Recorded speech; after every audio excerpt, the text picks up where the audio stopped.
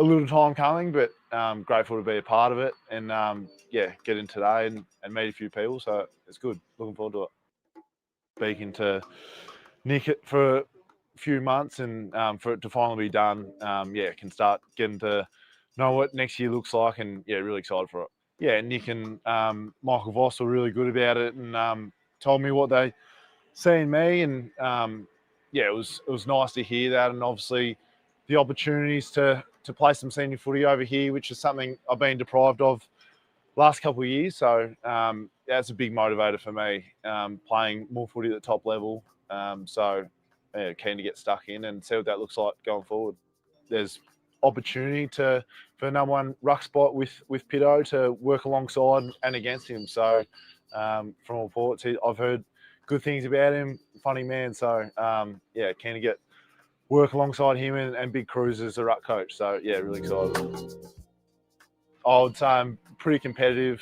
I like throwing my body around and not giving my opposition too many easy looks. So I'll be fighting tooth and nail with my teammates alongside me and getting after it. So originally Sandringham and then Frankston Footy Club and then got to Carlton via Fremantle. It's a bit of a long detour, but tell us about your footy journey, mate.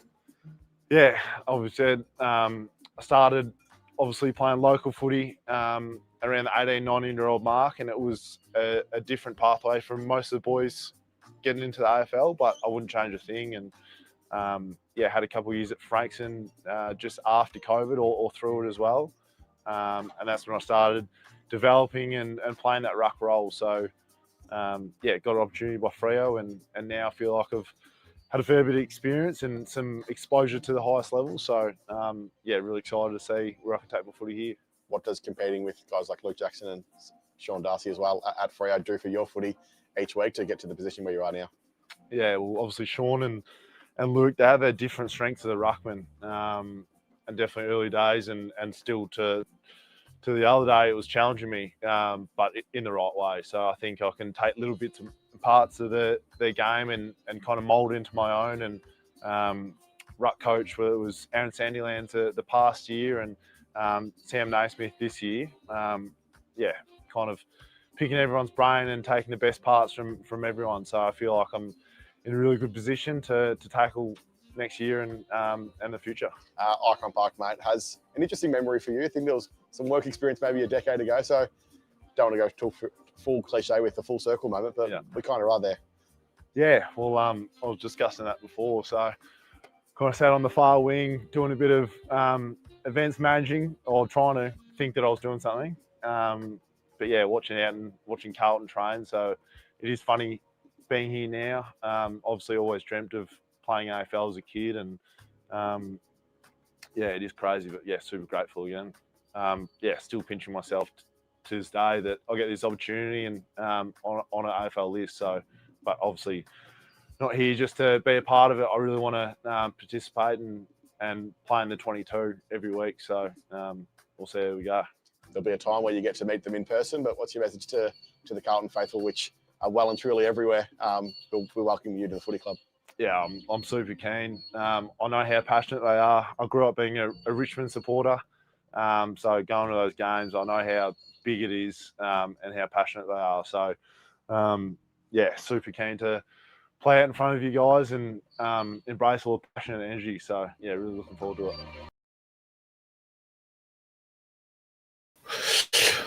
Hello, everybody. Welcome to Trade TV here on the Blue Abroad YouTube channel. We're here on day 3 of the 2025 AFL Trade Period. We've got a few things, as always, to get through. To be honest, a pretty chilled day today. There wasn't too much happening. A bit more off-field stuff than what there was on-field trade talk. But we do have news around a trade offer made by the Blues. We do have news around Zack Butters, which I know that we ended that discussion. Well, we thought we did on a Monday, but something really funny came across all of our screens today. So we can get into that. I've got the True Bloods podcast lined up, ready. We're going to get the full story of what happened with Charlie Curnow and the account, and they were followed and then they were unfollowed. And we're going to get the Sydney fan perspective on a potential deal for Charlie Curnow. So I'm really looking forward to that. Then we'll talk a bit about another development coach, which could be on the cards. We have spoken about him before, but I want to share a bit more information that I found from the internet. We will wrap up with a bit of Sam Walsh, and then if we've got some time, we'll invite any of you to call in and share your thoughts. So I'll get to the most relevant news of the day related to Buku Khamis. Now, Riley Beveridge was talking with Cal Toomey on Gettable today. It was more of honestly, it was more of a throwaway line. It was like 3 or 4 seconds in one of the clips. And he just mentioned that the Blues have put pick 40 on the table in a deal for Buku Khamis. So that is reportedly where it sits at this point. We are hoping to get that done. To be honest, I'd hope for it to get done before the end of this week. And then if there's going to be another deal, it would be Campbell Chesser, which no news so far on that one. If we can get those two done before the end of the weekend, hopefully that gives us a bit more runway with a potential Charlie Curnow deal. Nothing's changed from the position of Carlton at this point. There was no real news about that today. But like I said, I will be speaking to Mads from the True Bloods podcast, and we'll be getting his thoughts on everything there. You would have just seen Liam Reedy. We just saw the clip there of him officially in his navy blue polo. So that's done. We don't really need to know much more about him other than he's arrived. No real news around his role. So we'll just let that one settle in. Actually, you know what? I think we should bring in True Bloods. I think that we should just get this over and done with. Mads, are you ready? All right. I'm going to bring him in. Stand by. Hello, Mads. Hello, Terry. It's very nice to be with you. Good evening. It's good to officially meet kind of face-to-face, but also behind a screen. Yeah. I must say, before we go into any further pleasantries, I've been a fan of yours from afar for a long time, not just sort of hate watching after a Blues loss with the fan cams, but you've paved the way, my friend. It's fair to say. No, thank you, mate. I appreciate the kind words. What's your story? What's the True Blood story? Let's maybe set the scene. What's happening on your side? No, look, I mean, I guess it's a little bit different with our two footy clubs, right? You're one of the big Melbourne clubs where, obviously we've got our Melbourne ties, and that's, why I'm a Sydney supporter, third generation South Melbourne. Deebs is similar. Polly, who's on the pod as well, lives in Sydney. But fundamentally, it just started with us not getting talked about in the media in any way, shape or form, Terry. And I know you might have a different opinion that they probably talk about you a little bit too much. But I guess fundamentally any media we get, we would lap up because we'd get bugger all of it. You'd stay up to watch Footy Classified and they'd say a couple of words about us, even if we're top of the ladder. So we just decided to give the faithful what we would have wanted. And that is Swans content, Terry. That's amazing. I'm interested in how you said that. So I definitely felt that Carlton was spoken about. In a way, it was too much, but also the landscape before content creators and fan channels was still, I mean, we would get 2 to 3 minutes in a show, which is a lot for one club. But I still felt that it wasn't enough and it wasn't giving the full context. And I think sometime over the last 5 to 7 years, like everything has just changed slowly but surely. Yeah. And I truly believe that between 2020 and 2030, this is the decade of the fan content creator that's, putting their flag in the ground. Let's be honest, footy media sucks. It really sucks. Yeah. It's gotten to such a point that, that's why you're so popular. That's why people listen to us, because there's a lot of garbage out there, Terry. Yeah. Yeah. Well, I need the scoop. I need to know. So we did this show Monday night, and then as soon as we ended the live, the news broke that Charlie had followed the True Bloods podcast. So then covered it yesterday on the show. What happened? Take us through the whole thing. Mate, it was a bit of a whirlwind of a couple of days, right? So we've been doing this. We do just silly, fun content that we find very funny, and we're probably the only ones who find funny, to be honest. And we've been doing this little needle that's Curnow or Cur later, because Deebs likes to go with Charlie Curnow, and I'm like, Deebles, you imbecile, it's Charlie Curnow. But we made that into a little bit of content. So we've been doing every little bit of news that comes out. We've been doing the needle, to Curnow or to Cur later. Same thing that we did with Chad Warner when he was considering signing, right? So Charlie followed us off one of those reels on Monday. I think it was Monday night, right? Monday night. And we were like, holy shit, what does this mean? Obviously, deal's done. He's coming. And very, very quickly. Off, I can imagine. It did. I work at an undisclosed Big Four bank, and I was very distracted. From then on, the group chat lit up, and it was very, very quickly. This is how berserk journos are, Terry. They got in touch with us within half an hour without us saying a goddamn thing to anyone. We didn't talk to anyone about it except internally through the people in the pod. So It was like, Jesus Christ, you can understand how some people hate them because they're just following their every move. But yeah, he followed us off that reel. It said, Charlie Curnow's followed you from this reel. Did you DM It's him? a weird thing it's a weird thing to do. It's not nothing. Don't you agree? It's not nothing. It's not major. It's not nothing. It's absolutely not nothing. Yeah. Yeah, I agree. And, your mind starts to run wild with these sort of things. I mean, I guess the thing with our pod is the club has been very, very welcoming in terms of giving us player access and content. Tom Harley's been on a few podcasts. Most of the players follow us. So we're not like, it's not uncommon for that to happen. But then when you see it's all Swans players that follow us. When you see the great and the big target, Charlie Curnow, follow us, we're pretty, it's hard not to go, what does this mean? And read far further into it than you probably should, right? Damn. So you were his 1045th following account. That's right. Since unfollowed. Has he refollowed or? He's not refollowed. I reckon Paul Connors is his manager. Yeah. And I reckon Paul Connors, we were thinking, is it a tactic? But I reckon Paul Connors has gone, you idiot. Let's keep our cards close to our chest. But who knows? And we'll probably, hopefully we do know. Hopefully he gets on board and we can have him on and he can give us the details. Okay. What did you think? What did I think? So my initial thought was it's definitely him.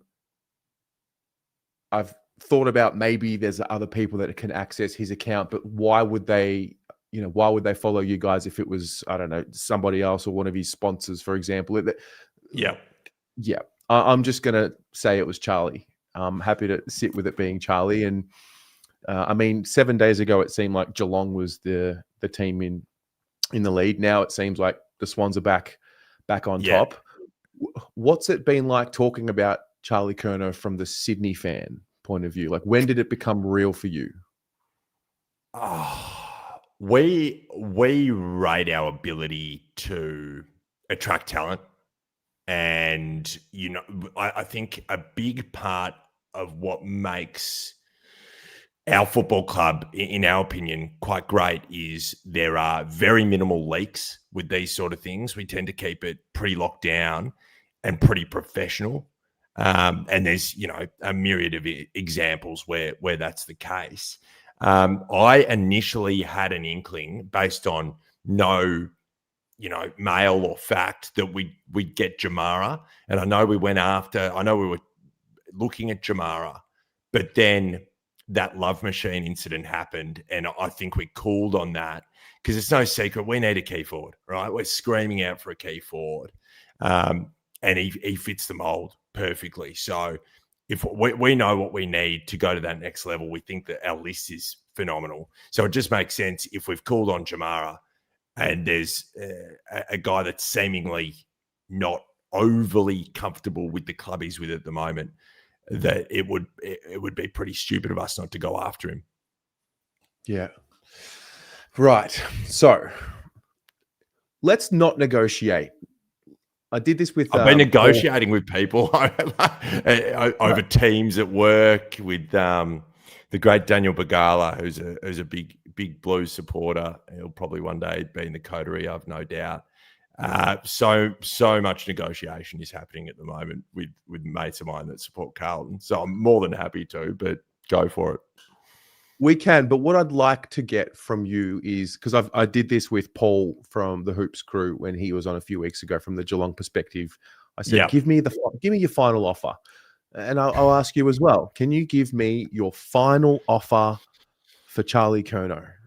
And, we can maybe go back and forth if we want. The whole idea is not to go back and forth. So, taking into account, respecting both sides' needs and everything, not needing to blow up things too much. I get all of that. Final offer, one price. Pick 10, a future first, and I'd probably start. It's hard with the extra player, right? I know you want a player, right? Yeah. I know you want a player. I just feel like there is a reality here that it's 2 first-round picks. And that's what I think. As in just 2 first-round picks? Yeah. Or maybe another one. But I don't see what other player goes. I know Haywood's been bandied around, right? But there was, I guess, some comments taken out of context. He doesn't want to leave. It's like it's bloody hard to get somebody to leave that doesn't want to leave and is contracted. Yeah. Who do you want in an ideal world? Are you resigned to the fact that he's leaving? Yes. Yep. Yeah, I am. I am resigned to the fact that he's leaving. Are you comfortable with that? No. In an ideal world, he figures out whatever he needs to figure out with the Carlton Football Club, gets himself on the same page as the direction of the club, and away we go, and he kicks 75 goals next year and wins the Coleman medal. That's Wouldn't ideal world. Nice? Yeah. So that's ideal world. Charlie gets himself fit and healthy, mentally and physically great. But we're at this point, and the Carlton Football Club will have to play the game, and so will the Swans, but I won't play the game. Yep. It's pretty clear that he just doesn't want to be there. So the debate often goes to, all right, well, okay, if you're going to bring him back to the club, what's the point of having someone there that's sort of half in, half out? Because when every team has a point of struggle throughout a year. So when that happens for Carlton next year, can you rely on him to help steady the ship? So, let's just say I'm resigned to the fact that he's going. Yeah. What do you want? Do you think 3 picks is fair?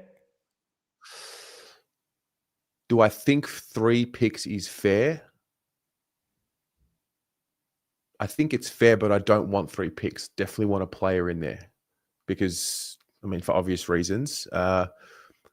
The Haywood and the 2 first-round picks is a lot better of an offer than what we got from Geelong a few weeks ago.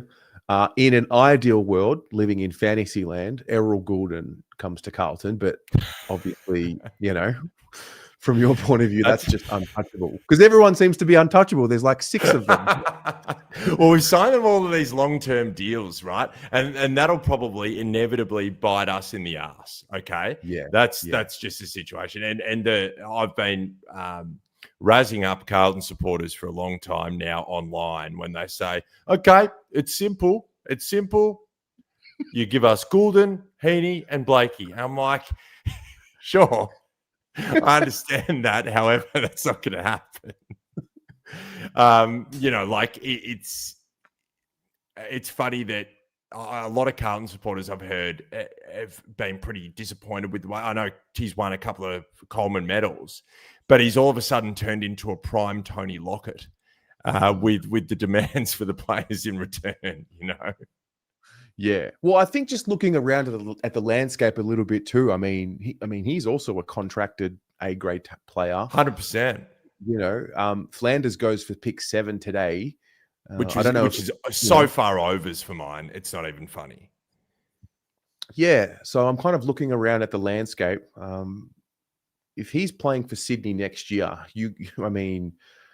I got no issue with Sydney's ball movement. I don't think you guys have too much issue with the way you move the ball, especially the way it goes inside 50. I mean, that's just a danger for the rest of the competition. So when we've got the right guys on the park, I think that's our bread and butter. That's our strength. Yeah.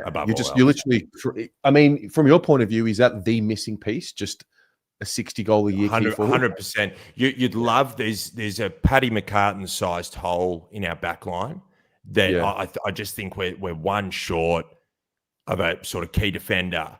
They don't grow on trees, neither do key forwards, but with Logan's inability to get any continuity on the park, same with Amadi, you just need that guy. And I mean, that opens up for Amadi to, instead of getting the first defender, he's getting the second defender, which turns him into a far more dangerous player. So there's a big flow-on effect for us getting a guy like Charlie Curnow, because I mean, even Buddy in his later years, when he wasn't as damaging, that's when Heaney went berserk, because he's just feasting on the second or third best defender. Do you think it gets done? Push comes to shove? I think it gets done. These things get done. I mean, I'd want it, if I were you guys, I'd want it to get done more than anyone, because you hit the nail on the head before, Terry.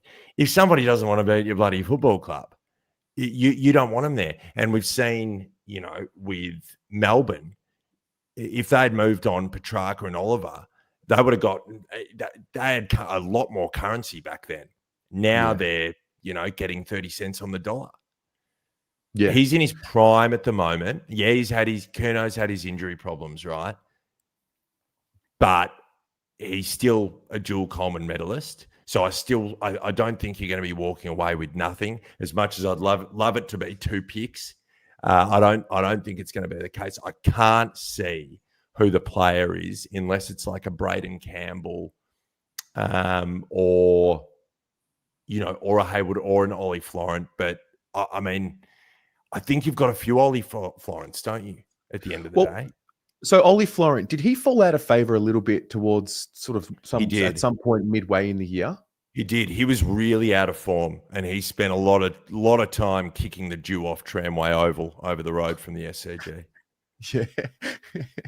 And we love Ollie. Ollie's company sponsors the pod, so we want nothing but the best for Ollie. He's a great guy, but he fell way out of favour, and he's contracted as well. I think he's got 4 years or something. Yeah, and Hayward, I mean, he kicked the 29 this year after 41 last year. What was the summary of his year? I think he was playing injured a great deal because if you recall, our injuries were absolutely cooked, and guys just had to play through injuries. I know his shoulder. I think there was some sort of calf issue as well. I think, nobody seemingly wants to leave, and that's what makes it hard. Mate, I was up in Bondi recently for a few days. I wouldn't want to leave either. It's stunning up there. It's pretty good, isn't it? Hopefully they don't ban us from trading if we get Charlie over the line. Yeah. Well, what do you think the chances are of this becoming a 3-team situation with like Gold Coast, for example? It's a viable option. Yeah. That opens up you being more satisfied, I think, than anything that we can do. Yeah.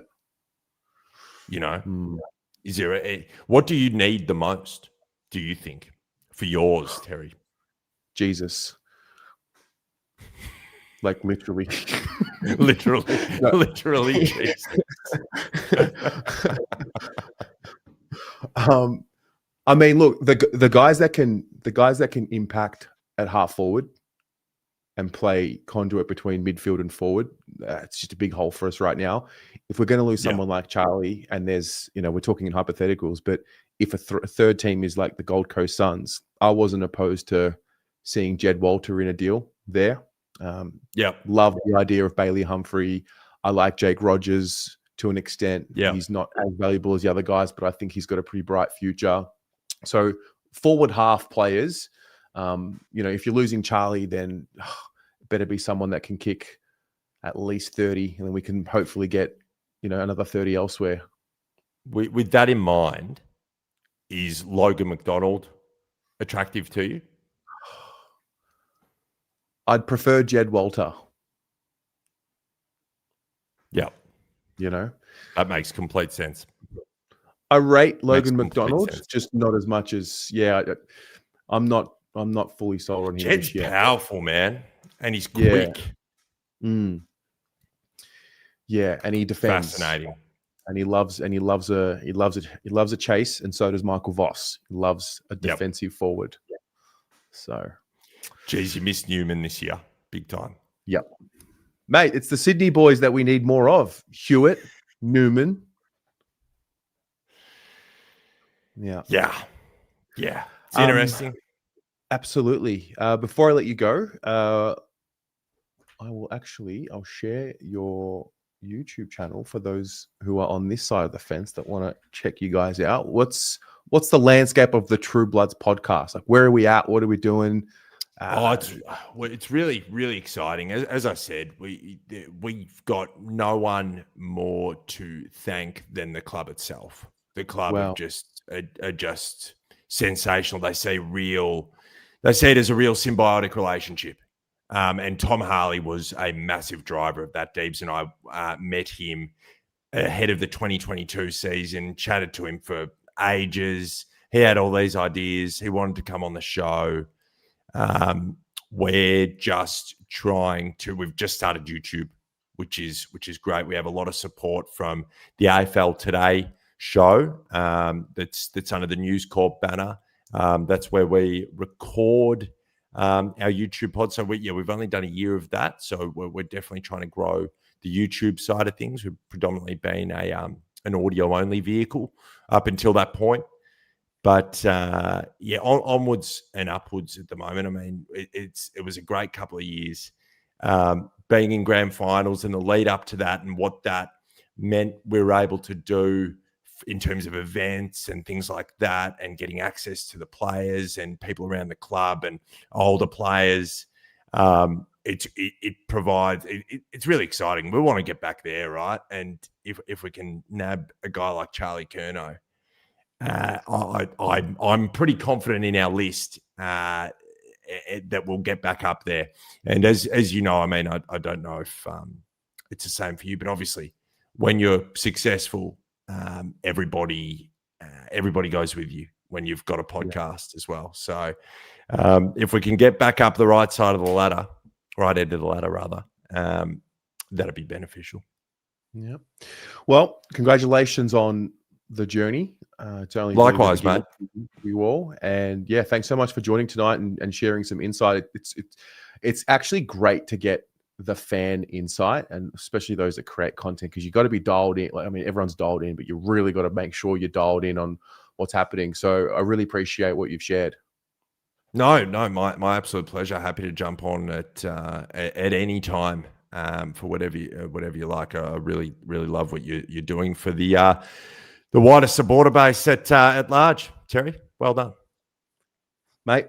Enjoy the rest of your night. You too, mate. Take care. Up the Bloods. Oh, the Bloods. I do love the Swans. That's the truth. I've always had a soft spot for the Swans. Thoughts on the offer? It was better than the Geelong offer, that's for sure.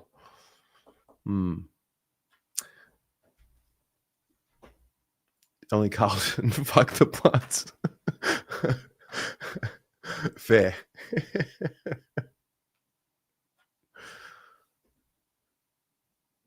It was an insulting offer. No, I didn't think it was too insulting. I thought the Geelong one was a bit how you going. All right, now let's talk about Zack Butters because that gained attention today. So, we saw the photo of Zack Butters at training with Torrin Baker. I spoke to the man who took the original photo. His name is Jack, and he sent through the original photos. The one on the right is a selfie, but I'm not going to. Jack didn't want to have his face out there, and that's fine. But this was today. Was Zack Butters training over there, doing a little session, and as you can see, it was definitely him. There was a bit of talk about whether it was him or not. It was definitely Zack, as you can see here. So this obviously raises the question again around Zack Butters. Is this just man trains with old coach, or do you think there's a little something to it? So just for context, Torrin Baker is a development coach at the Carlton Football Club. He actually oversees a few things. So he joined in 2020 as the Carlton College of Sport and Academy coach.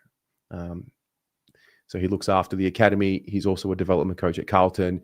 He came across from, he spent 6 years at the Western Jets, and that is where the relationship with Zack Butters comes into play. So this is ultimately, this is professional athlete, has a trainer, has a kick really with an old coach. That's really what this is. But it is silly season, and silly season means imagination time. So, Ari, you've already got Zack Butters on your Guernsey. Great. It's actually been quite interesting seeing. I think most people are taking it as fun as what it is. And I think some people are getting a little bit offended and want to take it a little bit too seriously. I just want to make it very clear for those that want to take it seriously. Fair enough. It's not serious. Zack Butters isn't necessarily coming to Carlton. We're just having a bit of fun. You know, it's been a really miserable year. So maybe we can lighten up the mood and just have a bit of a laugh, you know, because life's too short to be, sad and angry all the time. Pommy. This is up there with Tom Morris linking Peter Dacos leaving the BNF early, the 16-vote comment, and Nick wanting out of Collingwood. All right, well, sure. Anyway, I'm getting Zack Butters on my back no matter what. So there's that. Speaking of Port Adelaide,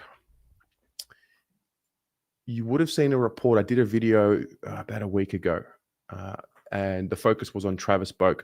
Just want to play this clip here. This is him yesterday. He was promoting his book, and he was asked around his interest in coaching and moving into coaching. The idea of being a coach, does that excite you? And what sort of coach do you think you'd be?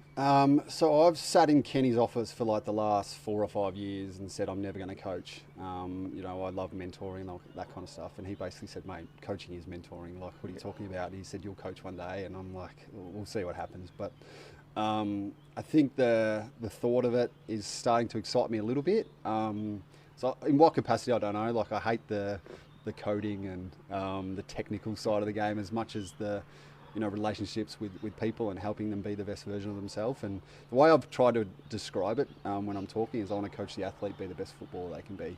That's through mindset and preparation, this kind of stuff. So where that fits in, I'm kind of trying to figure it all out, and how that fits into a club environment where they're at. That's kind of all the discussions I'm having. So I don't know if that moves the needle. We did see that he had spoken to Carlton a few weeks ago. Josh Gabalik reported on that. So I guess the question is, for you watching at home, thoughts on bringing in Travis Boak in a development role?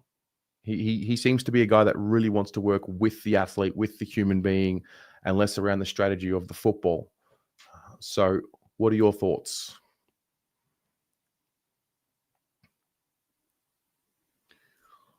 He is an impressive SOB.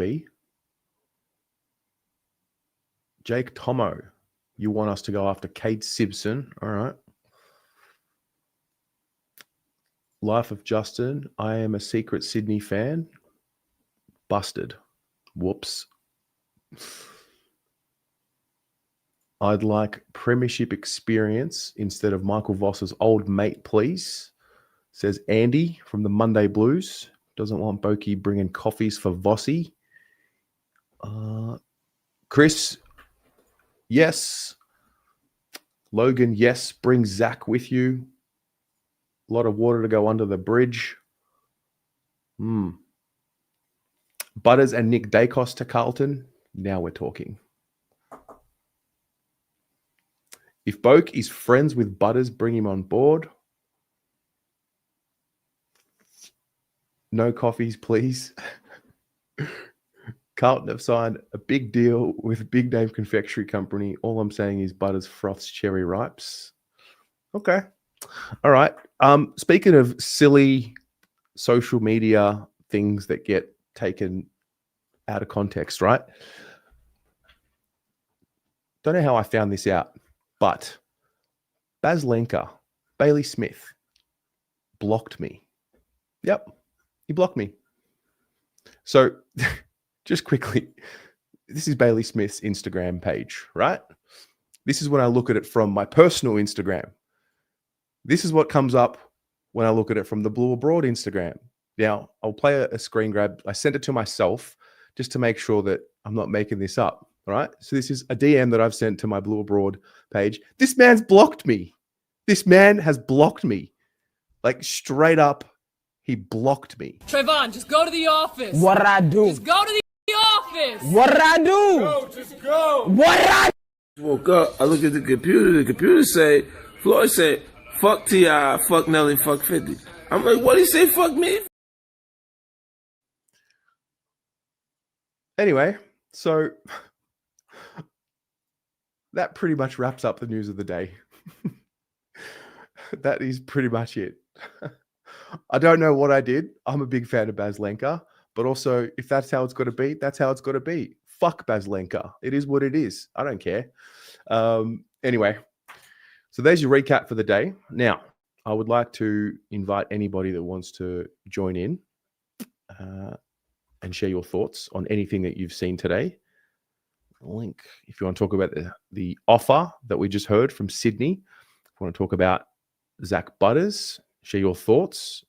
Link to call in is now in the live chat. Hit the link and go from there.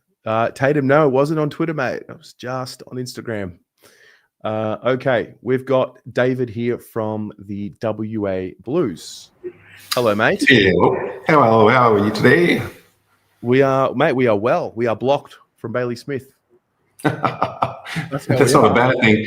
I don't know what was a more an absurd comment of that or your love for the Sydney Swans. Love's a very strong word to use about the Swans. Okay. No, you know what? I don't care. I love the Swans. I respect the Swans. You know, it's the culture. There's a big difference between respect and love. Yeah, that's true. I love the Swans, though. I mean, David, I will never lie to you, mate. Well, I don't think I'll ever use the term love for any club other than my own, I'm afraid. So I'll beg to disagree with you on that one. No, that's fair. That's fair. Well, what do you? Yeah. Oh, sorry. You were talking about any goss from the Best and Fairest John Nichols night, and certainly I've heard the strong word that you had already mentioned about the change of captaincy. And I think that's an interesting thing that we could discuss a little bit about why that would be a good thing and the repercussions of that for the club as well. So does it take the pressure off Cripper? Are we feeling confident that Walsh's body's going to hold up a little bit better? It's going to be interesting to see if they do go for that kind of direction. Yeah, well, very much so. I did see it circulating a little bit online, saw it on Big Footy. Those of you who are watching right now, who would be your choice for the next Carlton captain? Now, I'm not saying Cripps is awful as a human being and we need to cut him at the knees. And no, I'm just basically saying, who do you think the next captain would be? But yeah, there seems to be a school of thought that it's going to be Walsh. Yeah. I mean, he's prime candidate for it, providing he can stay on the park, which is what the problem's been in the last few seasons, I'm afraid. So But for certainly for the someone like Wiedering to be coming out and talking about that at the best and fairest, I thought was letting the cat out of the bag a little bit. But it's it's good to see that there's certainly change brewing at the club. That's for sure. Well, I think what's something that the club can really benefit from, really from straight away from now, is to just let the hair down a little bit and don't try and protect an image of sorts. Like, we all know that, there's a stuff up that's happened. And I hope they use this opportunity. I think you could say that they started it with Vossi's speech, really just owning it. Whether or not you then talk about, well, Vossi, you were supposed to be the one that was meant to steer the ship in the right direction after 2021. So there is that. But I really do hope that they use this opportunity to just be a bit more real. It's pretty clear that whatever they were spewing up for the most of the last 4 to 5 years has just been full of, face saving. So that's where I think there's an opportunity here. There was a thought, somebody mentioned that it would be a possibility that Cripps is clearing the decks in order for him to possibly return to WA. I'm not sure if I'm on board with that idea of thinking, but that was another thing that was mentioned by somebody, that if that was the case of him, why he would choose to not continue the captaincy. That's a bit of a scary thought, I would hope, but you would hope Cripps isn't still possibly thinking of returning west. I don't know. You're from WA. Is that what's happening? Is that what the whispers are on that Well, side no, it of was town? just when the story circulated, it was just an interesting thing that one person mentioned. Maybe why would Cripper choose not to? But we all think it's just so he doesn't have that burden, like you mentioned. But it was just an interesting slant. You can read whatever you want into things, I guess. Look, I think at the end of the day, it's symbolic of the need for Cripps to not be spearheading everything. I mean, he's always going to attract attention on the field. He's got that presence about him. I don't know if the time is right now. I don't know, maybe if it's at end of next season. But at some point, somebody else has to be the leader and the face of the club. And I don't think it takes away anything from Cripps and the impact that he's had at the club. But I just think, it's going to happen sooner rather than later. Let's be honest.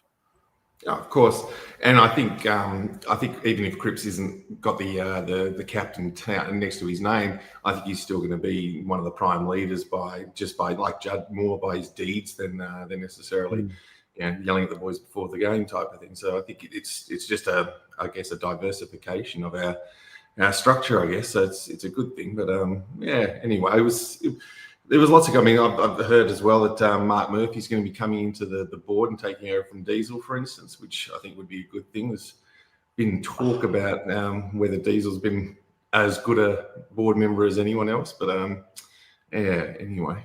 Murphy on the board? Yeah, it's just a little rumor that we heard, that's for sure. So that would be.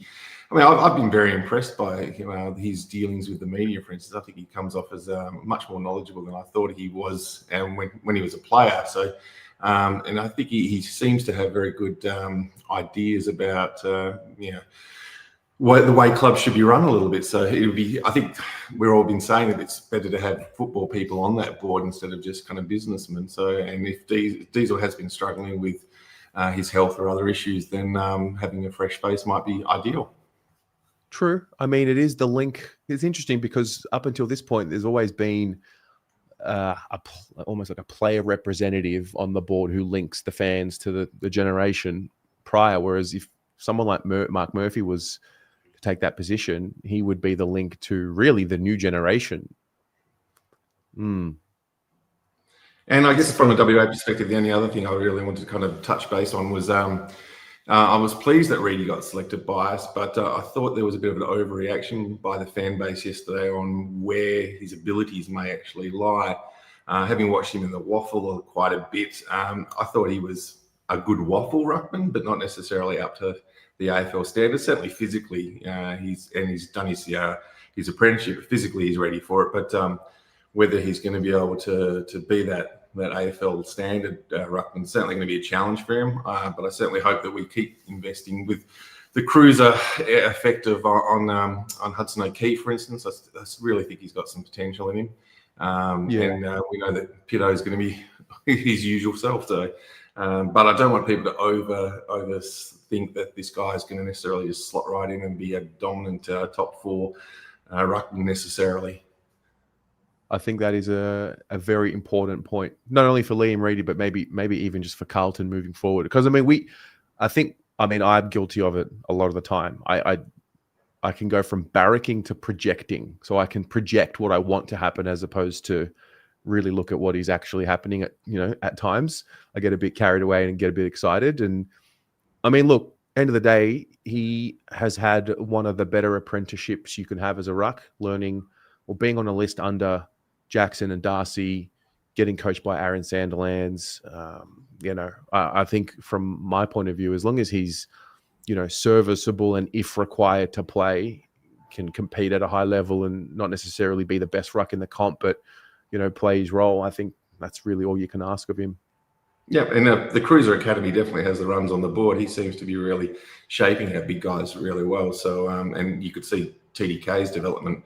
I'm certainly hoping that he is more of a threat. It's like Hudson O'Keefe, hopefully, as a goal-kicking ruckman. And I think that's what we've really been lacking with Pitto and TDK is they're okay getting the ball, but like you've always said, they don't do much with it. I think it'd be really good to get one of those guys to drift forward and kick some goals because with our new look, if Charlie does go, it would be good because we're going to be less predictable. But that's one of the things that we've been lacking that I think opponents have worked out is we just don't have that ruckman who's able to kick some goals. What else is on your mind? These are good whispers that you've been delivering this evening. There's so much speculation around. I mean, I think the deals that we're going to be seeing aren't going to occur until next week. So all this kind of scuttlebutt's kind of all over the place a little bit. Out west here, I think the focus is definitely kind of all of a sudden switched straight over to cricket, for instance, and the local media is kind of almost bored of football. But it's going to be interesting from our perspective. I think it's really restocking our shelves, but a lot of the other clubs seem to be really taking massive leaps forward, whereas we're kind of almost changing like our cultural side of thing more so. And we're not loading up necessarily on improving our talent, but we're just going to be a different team and run differently. And I think Voss is definitely going to have to change the structures, and I think the new coaching will help that bring in some new ideas for us as well. So. It's going to be a strange off season, that's for sure. But it's good to see the players back in working hard. So some of the players we thought were leaving are still there and present. So we'll see what happens with them. But, it's been disappointing also to hear even someone like Elijah is going to be a mystery where he ends up, but the likes of him will be not necessarily the cream, but if we can still keep our talent base the best we can, even with the players that were delisted, we'll see what happens with it. I mean, I'm still hoping that if someone picks up Jim Cotter, for instance, then he has a good crack at a good career. But whether he still is around us, we'll see. Do you have any? I mean, you said you've watched a little bit of Liam Reedy. Have you watched much and heard much about Campbell Chesser? Not a great deal. Purely because of, he's one of those names that always comes up. And I think the expectations on him were quite high and have never really been reached. But I guess it's also where you end up in what environment and what talent's around you. And it's hard to sometimes shine when you're kind of swimming against the tide a little bit for him. So I think he's one of those guys that he's probably worth a gamble on. But I haven't really taken much notice of him, to be honest with you. But you just kind of always have that name kind of in the back of your mind a little bit. So no, I can't give you too much on him. So all right, fair. Well, I think you've given us quite a lot tonight. I didn't know what we were going to get from the call, but a potentially a new board member to look out for. I might do some digging on that. I think the board definitely still needs a little bit more shaking up. I think there's still some issues with that, but hopefully not the shake-ups that we had this season and for the reasons. But I think the club's still trying to keep this impression that everything's stable and everything's under control, even though it feels like it's all chaos and we're all in a bit of a tornado with regards to the playing list. But yeah, well, we needed change. So we asked for it. We demanded it. We're certainly getting it. That's for sure. More to come, it seems. Yep. So very good, mate. You're a star. Thanks so much for calling in and sharing that with us. No problem, buddy. I'll see you soon. All right, bye. That was very insightful. All right, we've got a few here. Andy, Monday Blues. What's going on, brother? Mate, I'm well. Day 3. It's all happening. I'm liking it. I'm liking what we're doing so far. Is this the change? Does this look like the change that you thought you wanted to see, or a little bit more, a little bit less? I'd like to see a little bit more. For me, I mean, and same with pretty much everyone, Charlie's the main event. I think whether he stays or whether he goes, our culture has to come first. And if he's going to stay, great, fantastic. But his head has to be screwed on for me. And that's, for me, it's all about culture. And like that's where I'm digging my heels in. I want the culture to be better. You can change personnel all you like, but if the culture doesn't shift, then nothing's really going to change. And I feel like we are making inroads. I feel like we're doing a little bit of weeding, you know what I mean? When it comes to that, we're getting rid of just some of the loose weeds around the club, and yeah, we're making some changes, which I love. Yeah, how are you feeling about it? I'm at work, by the way. So oh, yeah? Oh, so you do what you got to do. Hey. No, you're right. I feel I'm honestly, I've tried as best as I can to not get too attached emotionally to things that are happening, because everything just keeps moving. You make a really good point there, because I mean, a lot of the consideration so far has been without Charlie. And I mean, I was kind of pushing back on the fact that he would want to leave in the first place. Now I've kind of gotten to the fact that he definitely does want to leave. And now I almost have forgotten about the idea of, well, what does it look like if he has to come back, and we hold firm? And I don't know. This has been a really interesting window into Carlton supporters again, because we are passionate. We do care. We want loyalty. We want you to be in there. We want you to, commit. So I don't know how I'm going to go if it doesn't happen and he has to come back, if I'm honest. I think, sorry, mate. I think the important thing is, if he does decide to stay, then again, he just, we have to be sure that he's committed fully. And I'm pretty sure he will be, right? Charlie's a professional. Thanks, mate. Charlie's a professional, and he's a winner. Charlie's a winner, and he wants to win. So if we don't get a deal done because other clubs aren't coming to the party, is that a little hit to his ego to say, hang on, maybe I'm not worth what I think I am, potentially. And maybe that, lights a fire under him. And there are so many little factors that can determine what next year looks like for us and Charlie. So I think Carlton's going about it the right way, for sure. We do hold the cards. And, yeah, man, I'm confident that we have turned a little corner.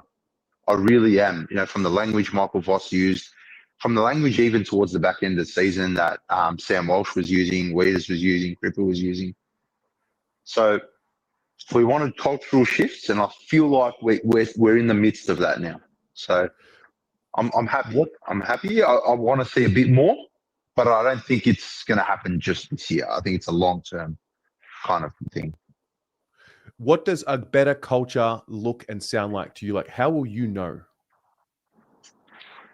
It's a very good question. I think that's a very good question. Yeah, I think it's definitely player attitude on field. I think seeing better leadership on field is a big thing for me. So that's definitely something we've lacked. And I think with good culture comes good leadership. And as much as I love Cripper, and we've gone through this over the last year or two, is he that vocal leader? Is he that leader that's going to, grab a teammate's jumper and point and coach the side, And I don't think he is, and I love him. He's my favorite player. I'll do anything for the captain. But maybe a change of guard isn't the worst idea. And again, people wanting to be at the club. So when like a shift in culture would be Sam Walsh coming out and just re-signing before the season even starts. Yeah. You know, that to me shows you want to be there. That means the culture is healing. So we'll see, man. It's going to be a long thing. Yeah, it's a long-term thing. Yeah, that's a good point because we're talking about is Sam Walsh the next captain? Well, he hasn't even re-signed yet. So exactly. Yeah. So Love yeah, it. man, it's good. I'm liking what I'm seeing, and yeah, bro. See how we go. You're at work. Can we plug I the am. business? What's the special? Cool. What's the Bottle idea? Pasco Vale. Yeah. Bottle Pasco Vale, 18 Devon Road, Pasco Vale. Come in, mention Blue Abroad. I'll give you 10% off. Happy days. Done. Mate. Appreciate that, bro. Thank you. No worries. Yeah, we will be in touch. Thanks for calling in. Done. Keep doing your thing, Terry. All the best, bro. See you, man. Bloody brilliant. All right. Anything else? Any breaking news?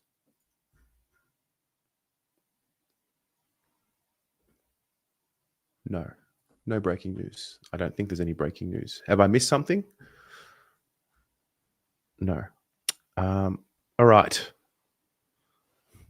Bailey Smith fucking blocked me. You fucking kidding me? This guy. All right. Oh, one more thing. Don't forget, if you haven't already filled it out, you can fill out the Blue Abroad survey. The winner of the prize will be announced next Friday when we do the Friday fan cams. So again, anyone who fills out the survey will win a 12-month Blue Abroad membership, and you will also take home the signed match-worn Guernsey as well. So the link is there. I've also got, I don't know if the QR code works, but if you're watching, maybe test out the QR code if you haven't filled out the survey. If you have, no worries. And that's it. That's us. Just under an hour, efficient.